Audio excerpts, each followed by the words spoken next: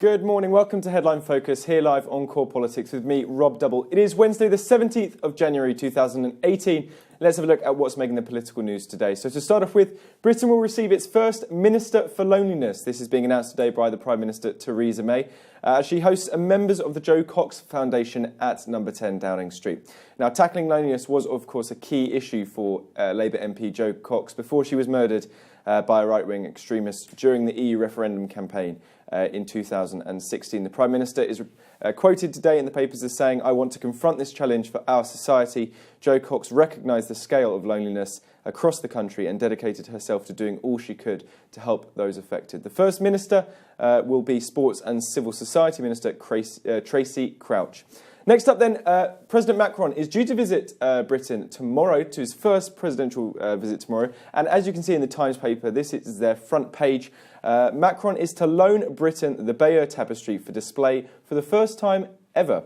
The 950-year-old Norman tapestry is 223 foot long and famously depicts the Battle of Hastings in 1066. This Anglo-French summit will take place at Sandhurst Military Academy tomorrow.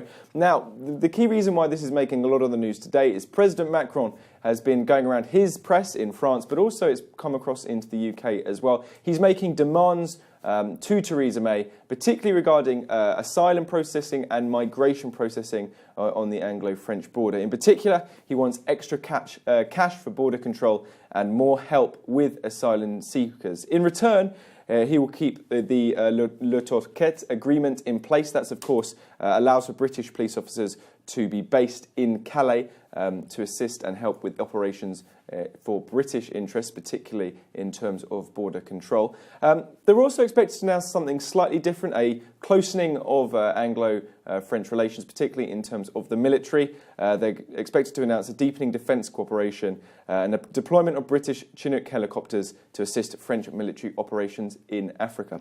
One more story then. EU withdrawal bill reaches its final day in the House of Commons. Final, I should say, report stage in the Commons. Its last votes taking place around about 7 o'clock this evening over there. Shadow Brexit Secretary Keir Starmer has wasted no time in taking advantage of this final day. Quoted in the papers as saying there are 24 hours to save workers' rights from a Tory Brexit.